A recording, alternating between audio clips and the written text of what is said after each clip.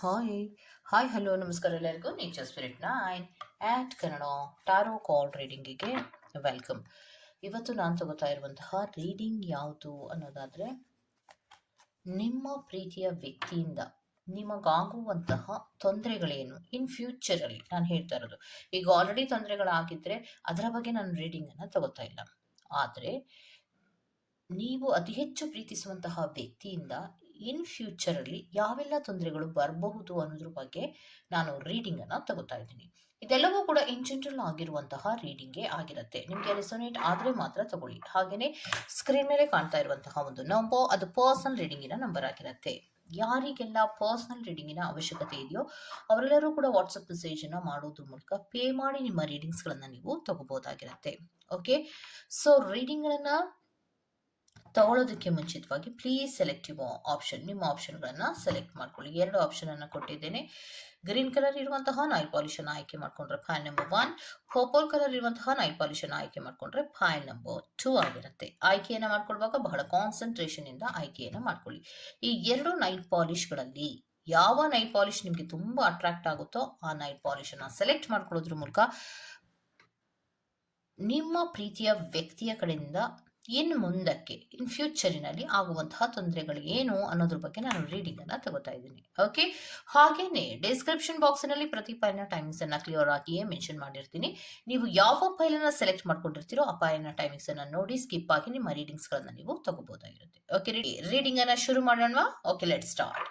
Okay, green colour ಇರುವಂತಹ nail polish ಅನ್ನ ಯಾರೆಲ್ಲ ಸೆಲೆಕ್ಟ್ ಮಾಡ್ಕೊಂಡಿದ್ದೀರೋ ಸೊ ಅವರಿಗೆ ನಿಮ್ಮ ಪ್ರೀತಿಯ ವ್ಯಕ್ತಿಯ ಕಡೆಯಿಂದ ಇನ್ ಫ್ಯೂಚರ್ನಲ್ಲಿ ಆಗುವಂತಹ ತೊಂದರೆಗಳು ಏನು ಅನ್ನೋದ್ರ ಬಗ್ಗೆ ನಾನು ರೀಡಿಂಗ್ ಅನ್ನ ತಗೋತೀನಿ. Okay, so spirits please help ಮಾಡಿ. ಸ್ಪಿರಿಟ್ಸ್,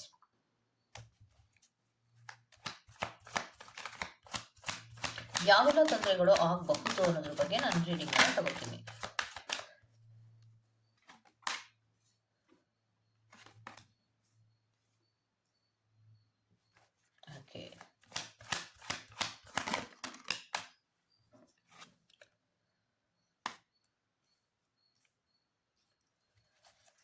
ಸೊ ಇನ್ನೊಂದು ಕಾರ್ಡ್ ಅನ್ನು ಕೊಡಕ್ಕಾಗತ್ತಾ ಸ್ಪಿರಿಟ್ಸ್? ಯಾವೆಲ್ಲ ತೊಂದರೆಗಳು ಪ್ರೀತಿಯ ವ್ಯಕ್ತಿಯ ಕಡೆಯಿಂದ ಆಗುವಂತ ಸಾಧ್ಯತೆಗಳಿದೆ ಅನ್ನೋದಕ್ಕೆ ಏನ್ ಹೇಳ್ತೀರಾ ಸ್ಪಿರಿಟ್ಸ್?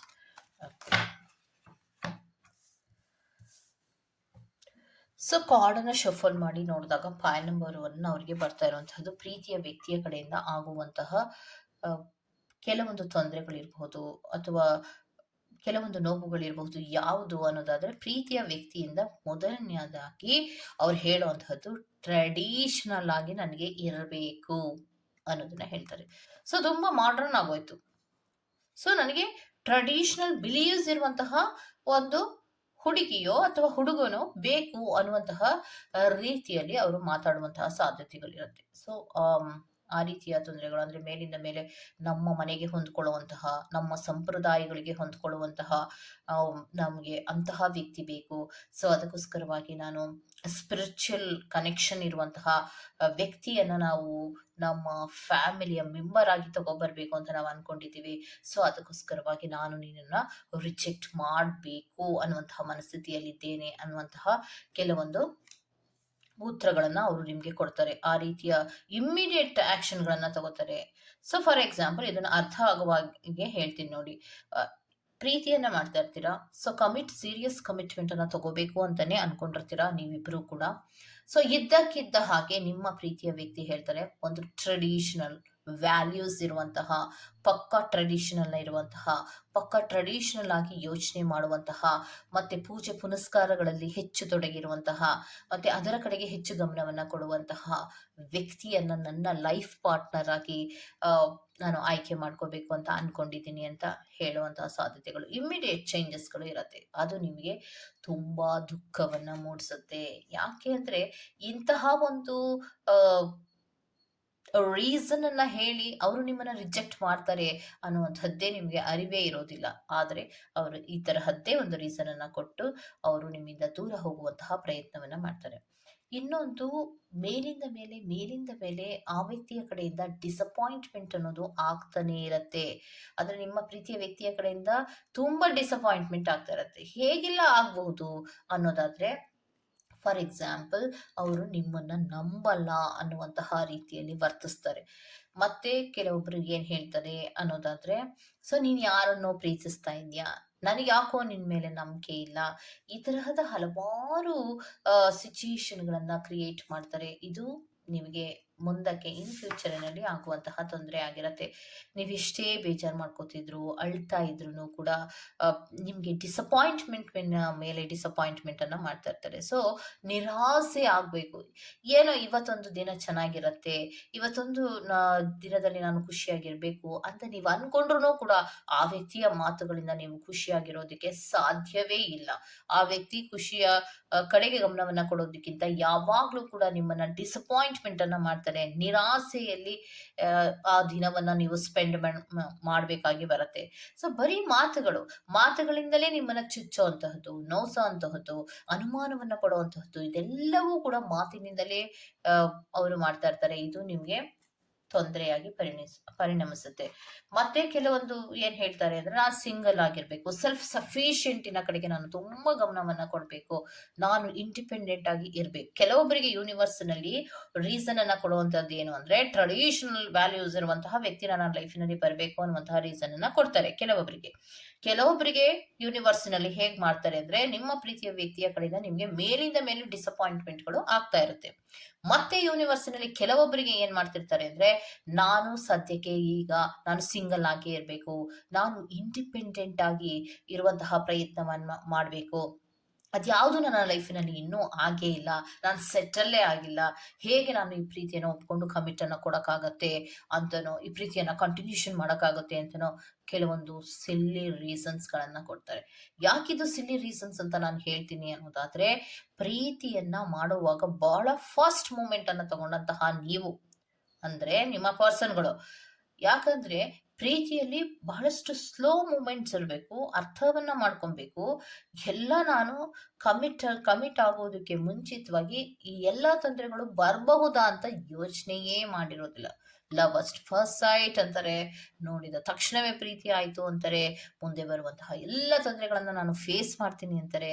ಫೇಸ್ ಮಾಡುವಂತಹ ಸಂದರ್ಭ ಬಂದಾಗ ಮಾತ್ರ ನಾನು ಇಂಡಿಪೆಂಡೆಂಟ್ ಆಗಿರ್ಬೇಕು, ನಾನು ಇನ್ನು ಸೆಟಲ್ ಆಗಿಲ್ಲ ಅನ್ನುವಂತಹ ವರ್ಡ್ಗಳನ್ನ ಹೇಳಿ ಅವರು ತಪ್ಪಿಸ್ಕೊಳ್ಳುವಂತಹ ಪ್ರಯತ್ನವನ್ನ ಮಾಡುವಂತಹ ಸಾಧ್ಯತೆಗಳು ಇದೆ. ಸೆಲ್ಫ್ ಸಫಿಶಿಯಂಟ್ ಆಗಿ ಬದುಕ್ಬೇಕು, ನನಗೆ ಏನ್ ಸರಿ ಅನ್ಸುತ್ತೋ ಹಾಗೆ ಬದುಕ್ಬೇಕು, ಸ್ವಲ್ಪ ನಾನು ಸ್ವತಂತ್ರವಾಗಿ ಬದುಕ್ಬೇಕು, ಇನ್ನು ನಾನು ಇಷ್ಟು ಬೇಗ ಕಮಿಟ್ ಅನ್ನು ತಗೊಳಕ್ಕಾಗಲ್ಲ. ಈ ತರಹದೆಲ್ಲ ಸಿಲಿ ಗಳನ್ನ ಕೊಟ್ಟು ನಿಮ್ಮಿಂದ ದೂರ ಹೋಗುವಂತಹ ಪ್ರಯತ್ನವನ್ನ ಮಾಡ್ತಾರೆ. ನೆಕ್ಸ್ಟ್ ನಿಮ್ಗೆ ಹೇಳುವಂತಹದ್ದು ಏನು ಅಂದ್ರೆ, ನನಗೆ ಯಾಕೋ ಭಯ ಆಗ್ತೈತೆ, ನಮ್ಮಿಬ್ಬರಲ್ಲಿಯೂ ಹೊಂದಾಣಿಕೆ ಇದೆಯೋ ಇಲ್ವೋ ಅನ್ನುವಂತಹ ಭಯಗಳು ಕೂಡ ಆಗ್ತಾ ಇರುವಂತಹ ಸಾಧ್ಯತೆಗಳು ಇರುತ್ತೆ. ಮತ್ತೆ ಕೆಲವೊಬ್ರು ಏನ್ ಹೇಳ್ತಾರೆ ಅಂದ್ರೆ, ನಮಗೂ ನಿಮ್ಗೂ ಅಡ್ಜಸ್ಟ್ ಆಗಲ್ಲ, ನಾವಿಬ್ರು ಮದ್ವೆ ಆಗೋದಾಗ್ಲಿ, ಕಮಿಟ್ ಮಾಡ್ಕೊಳ್ಳೋದಾಗ್ಲಿ, ಅಥವಾ ಈ ಪ್ರೀತಿಯನ್ನ ಮುಂದುವರಿಸೋದಾಗ್ಲಿ ಮಾಡೋದ್ರಿಂದ ನಮ್ಗೆ ಯಾಕೋ ತೊಂದರೆ ಆಗತ್ತೆ ಅನ್ನುವಂತಹ ಸೆಲ್ಲೆ ರೀಸನ್ಸ್ ಗಳನ್ನ ಕೊಟ್ಟು ನಿಮ್ಮಿಂದ ದೂರ ಹೋಗುವಂತ ಪ್ರಯತ್ನವನ್ನ ಮಾಡ್ತಾರೆ. ಯಾಕೆ ಇವೆಲ್ಲ ಪ್ರಯತ್ನಗಳನ್ನ ಮಾಡ್ತಾರೆ ಸ್ಪಿರಿಟ್ಸ್? ಪ್ರೀತಿಯನ್ನ ಮಾಡುವಾಗ ಇಲ್ಲದೆ ಇರುವಂತಹ ಈ ಭಯಗಳೆಲ್ಲವೂ ಪ್ರೀತಿ ಮಾಡಿದ ತದನಂತರದಲ್ಲಿ ಈ ಎಲ್ಲಾ ರೀತಿಯ ರೀಸನ್ ಗಳನ್ನ ಕೊಡೋದಕ್ಕೆ ಕಾರಣ ಏನಿರತ್ತೆ ಸ್ಪಿರಿಟ್ಸ್? ಯಾಕೆ ಕಾರಣ ಇರತ್ತೆ ಅನ್ನೋದಾದ್ರೆ, ವಿತ್ಡ್ರಾಲ್, ಲೆಟಿಂಗ್ ಗೋ. ಸೊ ನಿಮ್ಮಿಂದ ದೂರ ಹೋಗ್ಬೇಕು, ಈ ಪ್ರೀತಿಯನ್ನ ವಿತ್ಡ್ರಾಲ್ ಮಾಡ್ಕೋಬೇಕು. ಸೊ ಅದಕ್ಕೋಸ್ಕರವಾಗಿ ಸಿಲ್ಲಿ ರೀಸನ್ ಗಳನ್ನ ಕೊಟ್ಟು ಅವರು ನಿಮ್ಮಿಂದ ದೂರ ಹೋಗ್ತಾರೆ. ಯಾಕೆ ಅಂದ್ರೆ, ಈ ವ್ಯಕ್ತಿಗೆ ಸೀರಿಯಸ್ನೆಸ್ ಅನ್ನೋದು ಇರೋದಿಲ್ಲ. ಸೊ ಪ್ರೀತಿಯನ್ನ ಮಾಡುವಾಗ ಬಹಳಷ್ಟು ಖುಷಿಯಿಂದ ಮಾಡಿದಂತಹ ವ್ಯಕ್ತಿಗೆ ಜವಾಬ್ದಾರಿಗಳು ಬಂದಾಗ ಓಡೋ ಅಂತಹ ಮನಸ್ಥಿತಿ ಇರತ್ತೆ. ಸೊ ಆ ಕಾರಣಗಳಿಗೋಸ್ಕರವಾಗಿ ಪ್ರೀತಿಯನ್ನ ವಿತ್ಡ್ರಾಲ್ ಮಾಡ್ಕೋಬೇಕು. ಹೇಗೆ ವಿತ್ಡ್ರಾಲ್ ಮಾಡ್ಕೋಬೇಕು? ನೀನ್ ಸರಿ ಇಲ್ಲ ಅಂತನೋ, ನೀನ್ ಯಾರನ್ನೋ ಪ್ರೀತಿಸ್ತಾ ಇದೀಯ ಅಂತನೋ, ನಾನೇ ನೋಡಿದೀನಿ ನೀನ್ ಯಾರನ್ನೋ ಮಾತಾಡಿಸ್ತಾ ಇದೀಯ ಅಂತನೋ, ಏನೋ ಒಂದು ಸಿಲಿ ರೀಸನ್ ಅನ್ನ ಕೊಟ್ಟು ಹೋಗುವಂತಹ ಪ್ರಯತ್ನವನ್ನ ಮಾಡ್ತಾರೆ. ಸೊ ಯಾತಕ್ಕೆ ಅನ್ನೋದಾದ್ರೆ, ನಿಮ್ಮಿಂದ ದೂರ ಹೋಗ್ಬೇಕು. ನಿಮ್ಮಿಂದ ದೂರ ಹೋಗ್ಬೇಕಂದ್ರೆ, ನಾನು ನಿನ್ನಿಂದ ದೂರ ಹೋಗ್ತೀನಿ, ನಾನು ಯಾವುದೇ ಜವಾಬ್ದಾರಿಗಳನ್ನ ತಗೊಳೋದಕ್ಕೆ ರೆಡಿ ಇಲ್ಲ, ನನಗೆ ಸಾಕು, ನೀನು ಬೇಜಾರಾಯ್ತು ಅಂತ ಯಾರಾದ್ರೂ ಪ್ರಪಂಚದಲ್ಲಿ ಹೇಳಿರುವಂತಹ ಉದಾಹರಣೆಗಳು ಎಲ್ಲಾದ್ರೂ ಇದೆಯಾ? ತೋರಿಸ್ಬಿಡಿ. ಎಲ್ಲಿ ಆದ್ರೂ ನನಗೆ ನಿನ್ ಜವಾಬ್ದಾರಿ ತಗೊಳಕ್ ಆಗಲ್ಲ, ನೀನ್ ಎಲ್ಲದರಲ್ಲೂ ಕರೆಕ್ಟ್ ಆಗಿದ್ಯಾ, ನಾನೇ ಸರಿ ಇಲ್ಲ, ಅದಕ್ಕೋಸ್ಕರವಾಗಿ ನಾನು ನಿನ್ ಬಿಟ್ಟು ಹೋಗ್ತಾ ಇದ್ದೀನಿ ಅಂತ ಎಲ್ಲಾದ್ರೂ ಒಂದು ಉದಾಹರಣೆಯನ್ನ ಕೊಡಿ. No way. ಸೊ ಅವ್ರು ಹೇಳೋದು ಏನಂದ್ರೆ, ಪ್ರೀತಿಯನ್ನ ಮಾಡುವಾಗ ಕಾಡಿ ಬೇಡಿ ಪೀಡಿಸಿ ಎಲ್ಲ ಪ್ರೀತಿಯನ್ನ ಮಾಡಿದಂತಹ ವ್ಯಕ್ತಿ ಸ್ವಲ್ಪ ದಿನಗಳ ತದನಂತರದಲ್ಲಿ, ಸ್ವಲ್ಪ ವರ್ಷಗಳ ತದನಂತರದಲ್ಲಿ, 2-3 ವರ್ಷಗಳ ತದನಂತರದಲ್ಲಿ ನಿನಗೆ ಬೇಜಾರಾಗತ್ತೆ, ಆ ವ್ಯಕ್ತಿಗೆ ಬೇಜಾರಾಗತ್ತೆ. ಬೇಜಾರಾದಾಗ ನಾನ್ ಸರಿ ಇಲ್ಲ ಅಂತ ಹೇಳಿ ಹೋಗಕ್ಕಾಗತ್ತಾ? ಆ ತರ ಆಗಲ್ಲ. ಸೊ ಏನೋ ಒಂದು ಸಿಲ್ಲಿ ರೀಸನ್ ಅನ್ನ, ಕುಕ್ಕುಡ್ ಆಫ್ ಸ್ಟೋರೀಸ್ ಅನ್ನ ಕ್ರಿಯೇಟ್ ಮಾಡ್ಬೇಕು. ಸೊ ಕ್ರಿಯೇಟ್ ಮಾಡ್ತಾರೆ. ಸೊ ಪ್ರೀತಿಯಲ್ಲಿ ಎಂಟ್ರಿ ಕೊಡುವಾಗ ಆ ವ್ಯಕ್ತಿ ಕುಕ್ಕುಡ್ ಆಫ್ ಸ್ಟೋರೀಸ್ ಅನ್ನೇ ಕ್ರಿಯೇಟ್ ಮಾಡಿ ತಾನೇ ಎಂಟ್ರಿ ಕೊಟ್ಟಿದ್ದು. ಹೋಗೋವಾಗ್ಲೂ ಕೂಡ ಸ್ಟೋರೀಸ್ ಅನ್ನ ಕ್ರಿಯೇಟ್ ಮಾಡಿಯೇ ಹೋಗ್ತಾರೆ. ಸೊ ಈ ವ್ಯಕ್ತಿಯಲ್ಲಿ ಯಾವುದೇ ರೀತಿಯ ಜವಾಬ್ದಾರಿಗಳು ಇರೋದಿಲ್ಲ. ಸೊ ನಿಮ್ಗೆ ಯಾವುದೇ ರೀತಿಯ ಬೇಚಾರ ಆಗತ್ತೆ, ನೋವಾಗತ್ತೆ ಅನ್ನುವಂತಹ ಮನಸ್ಥಿತಿಯು ಕೂಡ ಇರೋದಿಲ್ಲ. ಎಲ್ಲ ಜವಾಬ್ದಾರಿಗಳನ್ನ ತಗೋತೀನಿ ಅನ್ನುವಂತಹ ವ್ಯಕ್ತಿ ಜವಾಬ್ದಾರಿಯಿಂದ ಓಡುವಂತಹ ವ್ಯಕ್ತಿತ್ವವನ್ನ ಬೆಳೆಸ್ಕೊಂಡಿರ್ತಾರೆ. ಅದೇ ನಿಮ್ಗಾಗುವಂತಹ ತೊಂದರೆಗಳು. ನೋಡಿ, ಪ್ರೀತಿ ಬೇಕು ಅಂತ ಬರ್ತಾರೆ, ಜವಾಬ್ದಾರಿ ಬಂದಾಗ ಬೆನ್ನನ್ನ ತೋರಿಸಿ ಹೋಗ್ತಾರೆ. ಅಂದ್ರೆ ಏನು? ಜವಾಬ್ದಾರಿಯನ್ನು ತಗೊಳ್ಳೋದಕ್ಕೆ ಅವರು ರೆಡಿ ಇರೋದಿಲ್ಲ. ಸೊ ಇದೇ ತೊಂದರೆ ನಿಮ್ಗಾಗುವಂತಹದ್ದು ನೆಕ್ಸ್ಟ್ ನಿಮ್ಮ ಪ್ರೀತಿಯಲ್ಲಿ ಇನ್ ಫ್ಯೂಚರಿನಲ್ಲಿ. ಓಕೆ, ಸೊ ಇದಿಷ್ಟು ಪಾರ್ಟ್ ನಂಬರ್ 1 ರೀಡಿಂಗ್ ಆಗಿರತ್ತೆ. ಈ ತರಹದ ರೀಡಿಂಗ್ ನಿಮ್ಗೆ ಇಷ್ಟ ಆಗಿದೆ ದಯವಿಟ್ಟು ಸಬ್ಸ್ಕ್ರೈಬ್ ಮಾಡಿ, ಪಕ್ಕದಲ್ಲಿರುವಂತಹ ಬೆಲ್ ಐಕಾನ್ ಅನ್ನ ಪ್ರೆಸ್ ಮಾಡಿ. ನೆಕ್ಸ್ಟ್, ಪರ್ಪಲ್ ಕಲರ್ ಇರುವಂತಹ ನೈಲ್ ಪಾಲಿಶ್ ನ ಯಾರೆಲ್ಲ ಸೆಲೆಕ್ಟ್ ಅನ್ನ ಮಾಡ್ಕೊಂಡಿದ್ದೀರೋ, ಸೊ ಅವರಿಗೆ ನಿಮ್ಮ ಪ್ರೀತಿಯ ವ್ಯಕ್ತಿಯ ಕಡೆಯಿಂದ ನಿಮಗಾಗುವಂತಹ ತೊಂದರೆಗಳು ಇನ್ ಫ್ಯೂಚರ್ ಅಲ್ಲಿ ಯಾವ್ದಿದೆ ಅನ್ನೋದನ್ನ ನೋಡ್ತಾ ಹೋಗೋಣ. ಸೊ ಸ್ಪಿರಿಟ್ಸ್, ಪ್ಲೀಸ್ ಹೆಲ್ಪ್ ಮಾಡಿ spirits. Very good, thank you so much. Okay, so 2 ಕಾರ್ಡ್ಗಳನ್ನ ಕೊಟ್ಟಿದ್ದಾರೆ.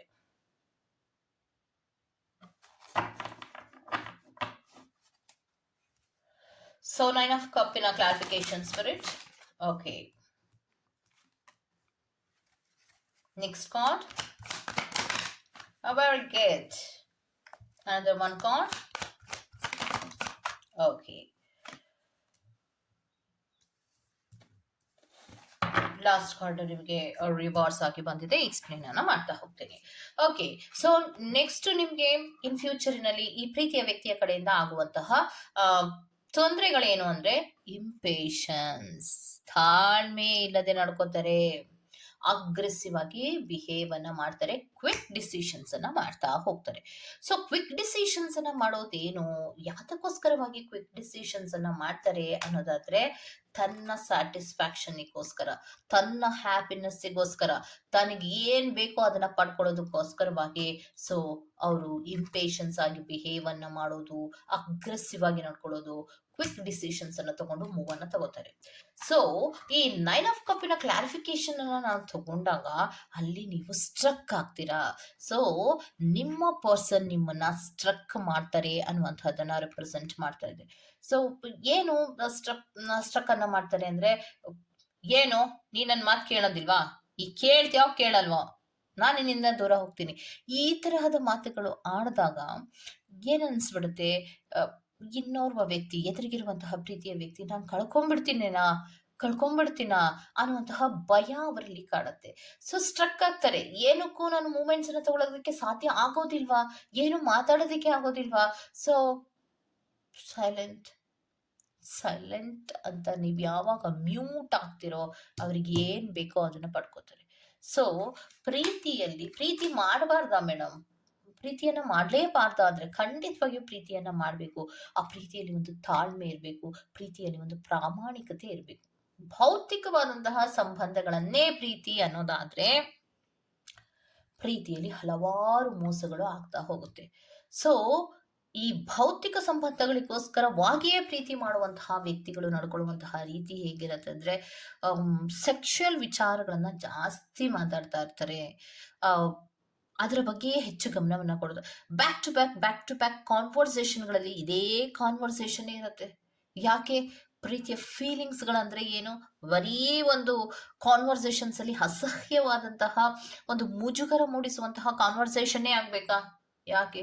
ನಿಮ್ಮೆಲ್ಲ ಫಾರ್ ಎಕ್ಸಾಂಪಲ್ ಪ್ರೀತಿಯಲ್ಲಿ ಹಲವಾರು ರೀತಿಯ ಪ್ರೀತಿಗಳಿರುತ್ತೆ. ಫಾರ್ ಎಕ್ಸಾಂಪಲ್ ನಾನು ತಂದೆ ತಾಯಿಯ ಪ್ರೀತಿಯನ್ನೇ ನಾನು ನಿಮ್ಗೆ ಹೇಳ್ತಾ ಹೋಗ್ತೀನಿ ನೋಡಿ. ಅವರಲ್ಲಿ ಯಾವುದೇ ಎಕ್ಸ್ಪೆಕ್ಟೇಷನ್, ಮಕ್ಕಳಿಂದ ಯಾವುದೇ ಎಕ್ಸ್ಪೆಕ್ಟೇಷನ್ಗಳಿರೋದಿಲ್ಲ, ನಿಷ್ಕಲ್ಮಶವಾಗಿ ಪ್ರೀತಿಯನ್ನ ಮಾಡ್ತಿರ್ತಾರೆ. ಅದೇ ರೀತಿ ನಾನು ಹೇಳ್ತಾ ಇರೋದು, ತಂದೆ ತಾಯಿಯ ರೀತಿಯಲ್ಲಿಯೇ ನೀವು ಪ್ರೀತಿ ಮಾಡ್ಬೇಕಾ ಅನ್ನೋದಲ್ಲ. ವಿಥೌಟ್ ಎಕ್ಸ್ಪೆಕ್ಟೇಷನ್ ಏನಾದ್ರೂ ಒಂದು ಪ್ರೀತಿಯನ್ನ ನೀವು ಮಾಡ್ತಾ ಇದ್ರೆ ಅದರಲ್ಲಿ ತಾಳ್ಮೆ ಅನ್ನೋದಿರುತ್ತೆ, ವೇಟಿಂಗ್ ಇರುತ್ತೆ, ಟ್ರಸ್ಟ್ ಇರುತ್ತೆ. ಓಕೆ, ಈ ಯಾವುದ್ರಲ್ಲಿ ಇದ್ಯಾವುದು ಇರಲ್ಲ ಅಂದ್ರೆ ಜಸ್ಟ್ ಅಟ್ರಾಕ್ಷನಿಗೋಸ್ಕರ ಬಂದಿರೋ ಹತ್ರ, ಜಸ್ಟ್ ಇನ್ಫ್ಯಾಕ್ಚುಯೇಷನ್ಗಳನ್ನ ಮಾಡ್ಕೊಂಡು ಪ್ರೀತಿಯನ್ನ ಮಾಡ್ತಾ ಇದ್ದೀನಿ ಅನ್ನೋರ ಹತ್ರ ತಾಳ್ಮೆಯೂ ಇರೋದಿಲ್ಲ, ನಂಬಿಕೆ ಇರೋದಿಲ್ಲ, ವೇಟಿಂಗ್ ಅಂತೂ ಮೊದಲೇ ಇರೋದಿಲ್ಲ. ಅವ್ರ ಹತ್ರ ವೇಟಿಂಗ್ ಅನ್ನೋದೇ ಇರೋದಿಲ್ಲ. ಸೊ ಅವರು ಮಾಡುವಂತಹ ಪ್ರತಿಯೊಂದು ಮೂಮೆಂಟ್ಸ್ಗಳು ಏನಾಗ್ತಾ ಹೋಗುತ್ತೆ ಅಂದ್ರೆ ಅಸಹ್ಯದ ರೀತಿಯಲ್ಲಿ ಇರತ್ತೆ. ಶುರುವಿನಲ್ಲಿ ಓಕೆ ಚೆನ್ನಾಗಿದೆ ಅಂತ ಅನ್ಸಿದ್ರು ಕೂಡ ಒಂದು ಮಾತು, ಒಂದು ಸ್ಟೆಪ್ ಫಾರ್ವರ್ಡ್ ಆದ್ಮೇಲೆ ಆ ವ್ಯಕ್ತಿ ಯಾವುದೇ ಕಾರಣಕ್ಕೂ ಹಿಂದಕ್ಕೆ ಬರೋದಿಲ್ಲ. ಓಕೆ, ಆ ವ್ಯಕ್ತಿ ಎಲ್ಲವೂ ಕೂಡ ಒನ್ ಹೆಜ್ಜೆಗಳನ್ನ ಇಟ್ಟು ಮುಂದಕ್ಕೆ ಫಾರ್ವರ್ಡ್ ಮೂವ್ಮೆಂಟ್ ಆಗ್ತಾರೆ.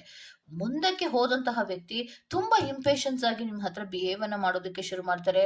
ಸೊ ಆಗ ಅತಿಯಾಗಿ ಪ್ರೀತಿಸ್ತಾ ಇರುವಂತಹ ನೀವು ಬೇಡ ಅಂತನೋ ಬೇಕು ಅಂತನೋ ಏನನ್ನೂ ಕೂಡ ನೀವು ಹೇಳೋದಕ್ಕೆ ಸಾಧ್ಯವೇ ಆಗೋದಿಲ್ಲ. ಸೊ ಯಾಕಂದ್ರೆ ನೀವು ಪ್ರೀತಿಸ್ತಾ ಇರ್ತೀರಾ, ಈ ವ್ಯಕ್ತಿಗೆ ನೀವು ಸ್ಟ್ರಕ್ ಆಗ್ತೀರಿ.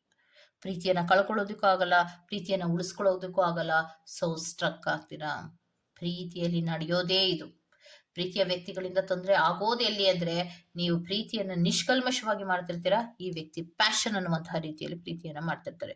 ಈ ವ್ಯಕ್ತಿಗೆ ಭೌತಿಕ ಸಂಬಂಧಗಳ ಬಗ್ಗೆ ಗಮನ ಇರುತ್ತೆ, ನೀವು ಪ್ರಾಮಾಣಿಕವಾಗಿ ಪ್ರೀತಿಯನ್ನ ಮಾಡ್ತಿರ್ತೀರಾ.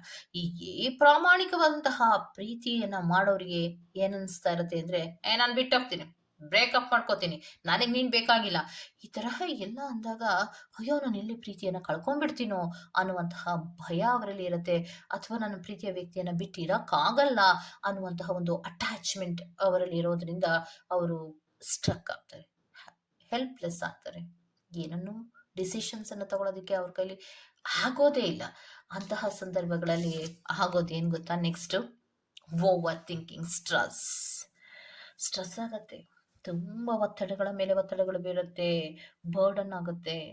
ಸೊ ಬರ್ಡನ್ ಆಗತ್ತೆ, ಒತ್ತಡಗಳ ಮೇಲೆ ಒತ್ತಡಗಳು ಬೀಳುತ್ತೆ ಅಂದ್ರೆ ಯಾತಕ್ಕೆ ಅಂದ್ರೆ ಆ ವ್ಯಕ್ತಿ ಎಲ್ಲ ಕಡೆಯಿಂದ ನಿಮ್ಮನ್ನ ಲಾಕ್ ಮಾಡ್ತಾ ಬರ್ತಾರೆ. ಮೊದಲು ಯಾವುದೇ ಪ್ರೀತಿಯನ್ನ ಮಾಡೋದಕ್ಕೆ ಮುಂಚಿತವಾಗಿ 1000 ಸಲ, ಲಕ್ಷ ಸಲ ಯೋಚಿಸ್ಬೇಕು. ಪ್ರೀತಿಯ ಕಮಿಟ್ಮೆಂಟ್ ಅನ್ನೇ ಕೊಡೋದಿಕ್ಕೆ ಹೋಗಬಾರ್ದು. ಫಸ್ಟ್ ಆಫ್ ಆಲ್ ವ್ಯಕ್ತಿಯ ಬಗ್ಗೆ ಸಂಪೂರ್ಣ ಮಾಹಿತಿಯೇ ಇಲ್ಲದೆ, ಆ ವ್ಯಕ್ತಿಯ ಬ್ಯಾಕ್ ಗ್ರೌಂಡ್ ಬಗ್ಗೆ ಮಾಹಿತಿಯೇ ಇಲ್ಲದೆ, ಆ ವ್ಯಕ್ತಿಯ ಕ್ಯಾರೆಕ್ಟರ್ ಇರ್ಬೋದು, ಆ ವ್ಯಕ್ತಿಯ ಕೆಲವೊಂದು ನಡವಳಿಕೆಗಳಿರಬಹುದು, ಆ ವ್ಯಕ್ತಿ ಥಿಂಕ್ ಮಾಡುವಂತಹ ರೀತಿ ಇರಬಹುದು, ಇದೆಲ್ಲದನ್ನ ಗಮನಿಸದೆ ಪ್ರೀತಿಯಲ್ಲಿ ಇನ್ವಾಲ್ವ್ ಆಗೋದೇ ತಪ್ಪು. ಇನ್ವಾಲ್ವ್ ಆಗಿದ ತದನಂತರದಲ್ಲಿ ಕಮಿಟ್ ಅಂತ ಹೋಗ್ತಿರಲ್ಲ, ಅದಂತೂ ಇದ್ದಿದ್ದು ತಪ್ಪು. ಸೊ ಯಾಕೆ ಅಂದ್ರೆ ಪ್ರೀತಿಯನ್ನ ಮಾಡುವಾಗ ಮೊದಲು ಬೇಕಾಗಿರೋದು, ಪ್ರೀತಿಯನ್ನ ಮಾಡುವಾಗ ಇದೆಲ್ಲ ತಿಳ್ಕೊಂಡ್ ಮಾಡಕ್ಕಾಗುತ್ತೆ ಮೇಡಮ್? ಆಗತ್ತೆ ಅಂತೀರ. ಸೊ ಆಯ್ತು, ನಿಮ್ಮ ಕಡೆಗೆ ಬರೋಣ. ಪ್ರೀತಿ ತಾನಾಗಿ ತಾನು ಆಗತ್ತೆ, ಓಕೆ. ಪ್ರೀತಿ ಆದ ತದನಂತರದಲ್ಲಿ ಒಂದು ಅಬ್ಸರ್ವೇಷನ್ ಅನ್ನೋದು ಬೇಕಲ್ವಾ? ಆ ವ್ಯಕ್ತಿಯ ಬಗ್ಗೆ ಅಬ್ಸರ್ವೇಷನ್. ಯಾಕಂದ್ರೆ ಆ ವ್ಯಕ್ತಿ ಬಂದು ಐ ಲವ್ ಯು ಹೇಳಿರ್ತಾರೆ, ನಿಮಗೂ ಇಷ್ಟ ಆಗಿರುತ್ತೆ ಅಂತ ಇಟ್ಕೊಳ್ಳಿ. ಆ ಇಷ್ಟ ಆದ ತಕ್ಷಣವೇ ಯಾರೇನ್ ಮದ್ವೆ ಆಗಲ್ಲ ಅಲ್ವಾ, ಕಮಿಟ್ ಅನ್ನ ಮಾಡ್ಕೊಳ್ಳೋದಿಲ್ಲ ಅಲ್ವಾ? ಒಂದು ಪೀರಿಯಡ್ ಅಂತ ಒಂದು ಇರತ್ತೆ, ಹೌದಲ್ವಾ? ಸೊ ಪ್ರೀತಿಯಲ್ಲಿ ಒಂದಿಂತಿಷ್ಟು ದಿನಗಳ ಕಾಲದವರೆಗೆ ನೀವು ಕಮ್ಯುನಿಕೇಶನ್ ಅನ್ನೋದನ್ನ ಮಾಡ್ತಿರ್ತೀರಾ. ಆ ಕಮ್ಯುನಿಕೇಶನ್ ಅಲ್ಲಿ ಆ ವ್ಯಕ್ತಿಯನ್ನ ಹಿಡಿಯೋಕ್ಕಾಗಲ್ವಾ? ಆ ವ್ಯಕ್ತಿಯ ನಡವಳಿಕೆಯನ್ನು ತಿಳ್ಕೊಳಕ್ಕಾಗಲ್ವಾ? ಆ ವ್ಯಕ್ತಿ ಹೇಗೆ ವರ್ತಿಸ್ತಾರೆ ಅನ್ನೋದನ್ನ ನೋಡಕ್ಕಾಗಲ್ವಾ? ಇದ್ಯಾವುದನ್ನು ನೀವು ನೋಡಿರೋದಿಲ್ಲ. ಸೊ ಎದ್ದಕ್ಕಿದ್ದ ಹಾಗೆ ಸ್ಟ್ರಾಂಗ್ ಬಾಂಡೇಜ್ ಅನ್ನ ಬೆಳೆಸ್ಕೋತೀರಾ. ಸ್ಟ್ರಾಂಗ್ ಬಾಂಡೇಜ್ ಅನ್ನ ಬೆಳೆಸಿದಾಗ ಸ್ಟ್ರಾಂಗ್ ಬೌಂಡ್ರೀಸ್ ಅನ್ನ ಕ್ರಿಯೇಟ್ ಮಾಡ್ತಾ ಹೋಗ್ತಾರೆ ಈ ಕಡೆ ವ್ಯಕ್ತಿ. ಇಬ್ಬರಲ್ಲಿಯೂ ಪ್ರಾಮಾಣಿಕತೆ ಇದ್ದಾಗ ಈ ಪ್ರೀತಿ ವರ್ಕ್ ಆಗತ್ತೆ. ಇಬ್ಬರಲ್ಲಿಯೂ ಪ್ರಾಮಾಣಿಕತೆ ಇಲ್ದಾಗ, ಒಬ್ಬರು ಪ್ರಾಮಾಣಿಕವಾಗಿರ್ತಾರೆ, ಒಬ್ರು ಅಪ್ರಾಮಾಣಿಕವಾಗಿರ್ತಾರೆ, ಒಬ್ರು ಬಾಂಡೇಜ್ ಅನ್ನ ಬೆಳೆಸ್ಕೊತಾ ಹೋಗ್ತಾರೆ, ಒಬ್ರು ಬೌಂಡ್ರೀಸ್ ಅನ್ನ ಹಾಕ್ತಾ ಹೋಗ್ತಾರೆ, ಒಬ್ರು ಸತ್ಯವನ್ನ ಹೇಳ್ತಾ ಇರ್ತಾರೆ, ಒಬ್ರು ಅಸತ್ಯದ ಕಡೆಗೆ ಹೋಗ್ತಾ ಇರ್ತಾರೆ, ಪ್ಯಾಷನ್ನೇ ಮುಖ್ಯ ಅಂತಾರೆ. ಅಂತಹ ಸಂದರ್ಭದಲ್ಲಿ ಆಗೋದೆಲ್ಲವೂ ಕೂಡ ಅವ್ಯವಸ್ಥೆಗಳೇ ಆಗಿರತ್ತೆ. ಸ್ವಲ್ಪ ದಿನ ಚೆನ್ನಾಗಿರತ್ತೆ, ಆಮೇಲೆ ನಾನು ನಂಬಲ್ಲ, ನಾನೇನಿಗೆ ಕಮಿಟ್ ಕೊಡಲ್ಲ, ನಾನೇನೋ ಸ್ಟೆಬಿಲಿಟಿನ ಮಾಡ್ಕೊಂಡಿಲ್ಲ. ಆಮೇಲೆ ಇನ್ನೊಂದೇನು ಅಂದ್ರೆ ಫಸ್ಟ್ ಆಫ್ ಆಲ್ ಅವ್ರ ಮೂಗಿನ ತುದಿಲ್ ಕೋಪ ಬಂದ್ಬಿಡುತ್ತೆ. ಯಾಕೆ? ಪ್ರೀತಿ ಆಗಿರತ್ತೆ, ನಿನ್ನ ಆಕರ್ಷಣೆ ಕಡಿಮೆ ಆಗಿರತ್ತೆ. ಆಕರ್ಷಣೆ ಕಡಿಮೆ ಆದ ತಕ್ಷಣವೇ ಓಡ್ಬೇಕೀಗ. ಸೊ ಓಡ್ಬೇಕು ಅಂದ್ರೆ ಏನ್ ಮಾಡ್ಬೇಕು? ಇದೆಲ್ಲ ನಡೆಸ್ಬೇಕು. ಅಷ್ಟೇ ಮಾಡೋದು. Next card star card reverse ಆಗಿ ಬರ್ತಾ ಇದೆ. ಸ್ಟಾರ್ ಕಾರ್ಡ್ ರಿವರ್ಸ್ ಆಗಿ ಬರ್ತಾ ಇದೆ ಅಂದ್ರೆ ಒಂದು ಹೋಪ್ ಇಟ್ಕೋಬಹುದಾಗಿತ್ತು ಈ ಪ್ರೀತಿಯಲ್ಲಿ, ಏನಾದ್ರೂ ಒಂದು ಒಳ್ಳೇದಾಗತ್ತೆ, ಸೊ ಇನ್ ಫ್ಯೂಚರ್ ಅಲ್ಲಿ ಒಳ್ಳೇದಾಗತ್ತೆ, ಇದೆಲ್ಲವೂ ಸರಿ ಹೋಗುತ್ತೆ ಅಂತ ಒಂದು ಹೋಪ್ ಇಟ್ಕೋಬಹುದಿತ್ತು. ಸ್ಟಾರ್ ರಿವರ್ಸ್ ಆಗಿ ಬರ್ತಾ ಇದೆ ಅಂದ್ರೆ ಸ್ಟಾರ್ ನಮಗೆ ಕೈ ಕೊಡ್ತಪ್ಪ, ನನ್ನ ಕಡೆ ಸ್ಟಾರೇ ಇಲ್ಲಪ್ಪ ಅಂತ ಹೇಳ್ತಾರಲ್ಲ, ಆ ರೀತಿ ಆಗತ್ತೆ. ಸೊ ಯಾವುದೇ ರೀತಿಯ ಹೋಪ್ ಅನ್ನ ಈ ಪ್ರೀತಿಯ ವಿಚಾರದಲ್ಲಿ ಇಟ್ಕೊಳ್ಳೋದಕ್ಕೆ ಸಾಧ್ಯನೇ ಇಲ್ಲ. ಸೊ ಬಿಕಾಸ್ ಪ್ರೀತಿಯ ವ್ಯಕ್ತಿಯ ಹೋಪ್ಲೆಸ್ ಅಂದ್ರೆ ಯಾವುದೇ ರೀತಿಯ ಹೋಪ್ ಅನ್ನ ಇಟ್ಕೊಳ್ಳೋದಕ್ಕೆ ಪ್ರಯತ್ನವನ್ನ ಕೂಡ ಮಾಡಬಾರ್ದು ಅನ್ನುವಂಥದ್ದನ್ನ ರೆಪ್ರೆಸೆಂಟ್ ಮಾಡ್ತಾ ಇದೆ. ಸೊ ಇನ್ ಫ್ಯೂಚರ್ ಅಲ್ಲಿ ನಿಮ್ಗೆ ಆಗುವಂತಹ ತೊಂದರೆಗಳು ಏನು ಅನ್ನೋದಾದ್ರೆ ಇದೆ. ನೀವು ಹೆಲ್ಪ್ಲೆಸ್ ಆಗ್ತೀರಾ, ಬೌಂಡ್ರೀಸ್ ಗಳ ಮೇಲೆ ಬೌಂಡ್ರೀಸ್ ಹಾಕ್ತಾ ಹೋಗ್ತಾರೆ, ನಿಮಗೆ ರೆಸ್ಪಾನ್ಸಿಬಿಲಿಟೀಸ್ ಗಳು ಜಾಸ್ತಿ ಆಗತ್ತೆ, ಓವರ್ ಥಿಂಕಿಂಗ್ ಅನ್ನ ಮಾಡಿಸ್ತಾ ಇರ್ತಾರೆ, ಅಂದ್ರೆ ಓವರ್ ಥಿಂಕಿಂಗ್ ಆಗೋ ತರ ನಡೆಸ್ತಾ ಇರ್ತಾರೆ. ಸೊ ನಿಮ್ಮ ಜೀವನದಲ್ಲಿ ಒಂದು ಕತ್ತಲೆಯ ಒಂದು ಟೈಮ್ ಬರ್ತಾ ಇದೆ ಅನ್ನೋದನ್ನ ಅರ್ಥ ಆಗಿರುತ್ತೆ. ಸೊ ಯಾಕೆ ಇಷ್ಟೆಲ್ಲ ಮಾಡ್ತಾರೆ ಸ್ಪಿರಿಟ್ಸ್? ಯಾಕೆ ಇಷ್ಟೊಂದು ತೊಂದರೆಯನ್ನು ಕೊಡೋದಕ್ಕೆ ಕಾರಣ ಏನಿದೆ? ಯಾಕೆ ಇಷ್ಟೊಂದು ತೊಂದರೆಗಳನ್ನ ಕೊಡ್ತಾರೆ ಸ್ಪಿರಿಟ್ಸ್? ಪಾನ್ ನಂಬರ್ 2 ಅವರ ಪ್ರೀತಿಯ ವ್ಯಕ್ತಿ ಯಾಕೆ ಇಷ್ಟೊಂದು ತೊಂದರೆಯನ್ನ ಕೊಡೋದಕ್ಕೆ ಕಾರಣ ಏನಿದೆ ಸ್ಪಿರಿಟ್ಸ್? ಬ್ಯಾರಿಕೇಡ್. ಅಷ್ಟೊಂದು ಬೌಂಡ್ರೀಸ್ ಅನ್ನ ಹಾಕೋದಕ್ಕೆ ಕಾರಣ ಏನಿದೆ ಅನ್ನೋದಾದ್ರೆ ಚಾಲೆಂಜ್. ತಾನು ಚಾಲೆಂಜ್ ಅನ್ನ ಕಟ್ಕೊಂಡು ಪ್ರೀತಿಯನ್ನ ಮಾಡ್ತೀನಿ ಅಂತ ಕೆಲವೊಬ್ರು ಬರ್ತಾರೆ, ಕೆಲವೊಬ್ರು ನನಗೆ ಹೆಂಗ್ ಬೇಕೋ ಹಂಗೆ ಬರ್ತೀನಿ, ಬೇಕಾದಾಗ ಯುಟಿಲೈಸ್ ಅನ್ನ ಮಾಡಿ, ಬೇಡದೇ ಇದ್ದಾಗ ಬೌಂಡ್ರೀಸ್ ಅನ್ನ ಹಾಕ್ತೀನಿ ಅನ್ನುವಂತಹ ಮನಸ್ಥಿತಿಯಲ್ಲಿ ಇರೋದ್ರಿಂದ ಅವರು ಈ ರೀತಿ ಎಲ್ಲ ತೊಂದರೆಗಳನ್ನ ಕೊಡ್ತಾ ಇರ್ತಾರೆ. ಸೊ ಅದನ್ನ ನೀವು ಅರ್ಥ ಮಾಡ್ಕೊಳ್ಳೋದಿಲ್ಲ.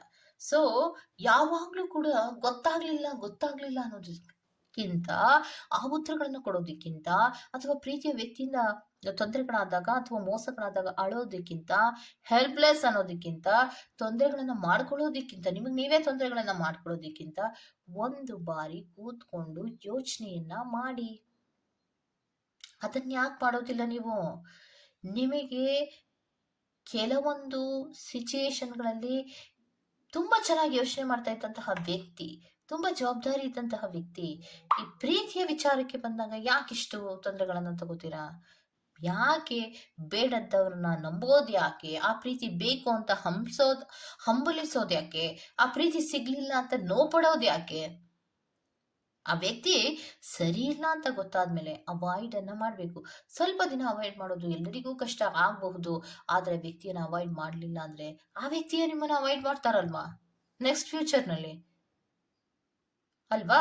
ಸೊ ಅದರ ಕಡೆಗೆ ನೀವು ಗಮನವನ್ನ ಕೊಡ್ಬೇಕು. ಇಷ್ಟೆಲ್ಲ ತೊಂದರೆಗಳನ್ನ ಪಾಲ್ ನಂಬರ್ 2 ಅವರಿಗೆ ನಿಮ್ಮ ಪ್ರೀತಿಯ ವ್ಯಕ್ತಿ ಮಾಡುವಂತಹ ಸಾಧ್ಯತೆಗಳು ಇನ್ ಫ್ಯೂಚರ್ ಅಲ್ಲಿ ಇದೆ ಅನ್ನುವಂಥದ್ದನ್ನ ಸ್ಪಿರಿಟ್ಸ್ ಗಳು ಕಾರ್ಡ್ಸಿನ ಮೂಲಕ ರೆಪ್ರೆಸೆಂಟ್ ಮಾಡ್ತಾ ಇದ್ದಾರೆ. ಓಕೆ, ಸೊ ಇದಿಷ್ಟು ಪಾಲ್ ನಂಬರ್ 2 ಅವರ ರೀಡಿಂಗ್ ಆಗಿರುತ್ತೆ. ಈ ತರಹದ ರೀಡಿಂಗ್ ನಿಮ್ಗೆ ಇಷ್ಟ ಆಗಿದ್ರೆ ದಯವಿಟ್ಟು ಸಬ್ಸ್ಕ್ರೈಬ್ ಮಾಡಿ, ಪಕ್ಕದಲ್ಲಿ ಇರುವಂತಹ ಬೆಲ್ ಐಕಾನ್ ನ ಪ್ರೆಸ್ ಮಾಡಿ. ನಾನು ನಿಮ್ಮನ್ನ ಮತ್ತೊಂದು ರೀಡಿಂಗ್ ಗಳಲ್ಲಿ ಸಿಗ್ತೇನೆ ಅಂತ ಹೇಳ್ತಾ ಅಲ್ಲಿವರೆಗೂ ಚೆಕ್. ಬಾಯ್.